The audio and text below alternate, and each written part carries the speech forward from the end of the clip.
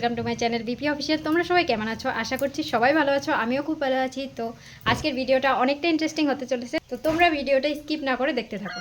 Guys, আজকে কিন্তু আমি রান্না করিনি, সকাল সকাল পরোটা খেয়ে নিচ্ছি। এটা হচ্ছে দোকানের পরোটা আধা খাওয়া হয়ে গেছে, তারপর ভিডিও করছি।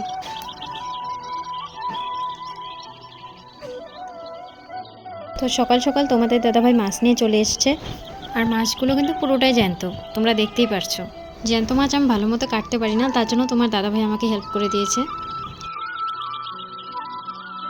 আর এখানে দেখো কাঁকড়াটা মাটিতে ছেড়ে দেওয়ার পর, তোমরা জানো বন্ধুরা, আমি না কাঁকড়া হাত দিয়ে ধরতেই পারি না। বললে বিশ্বাস করবে না, কিন্তু মাছগুলো তোমাদের দাদাভাই কেটে দিয়েছে। ধরে এখানে আমি মাছগুলো ভেজে নিয়েছি, রান্নাটা পরে করব, কারণ এখনও সময় হয়নি। এখন বাজে সকাল 10টা হবে। তো রান্নাটা আমি দুপুরবেলা করবো, মাছগুলোকে ভেজে রাখলাম যাতে ভালো থাকে। তোমরা আমাকে এখন যেরকম দেখছো, আমি কিন্তু এরকম ছিলাম না। আমার যদি তোমরা আগের ইউটিউবে আগের আমার শর্টসগুলোতে চলে যাও, আগের শর্টসগুলোতে দেখবা যে আমার শরীরটা কিন্তু আগে একটু হেলদি ছিল।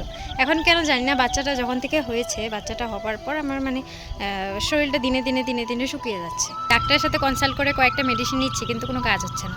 বন্ধুরা, আমার এখন কাপড় কানি সব ধোয়া হয়ে গেছে, তোমরা দেখতে পাচ্ছ। এখন আমি যাব রান্না করতে। আর যারা হাউস ওয়াইফ, আমাদের বেশিরভাগ সময় কিন্তু আমাদের রান্নাঘরে কাটাতে হয়। অনেক দিন ধরে ভাবছিলাম যে কাপড়গুলো গোছাবো, দেখো কি অগোছালো হয়ে রয়েছে।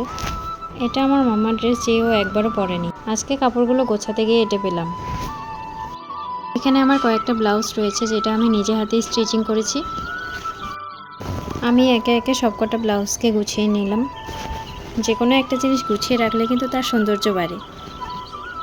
বন্ধুরা, আমার ভিডিও যদি তোমাদের কাছে ভালো লেগে থাকে, তাহলে চ্যানেলটাকে সাবস্ক্রাইব করে নেবে, আর পাশে থাকা বেল আইকনটাকে ক্লিক করে দেবে।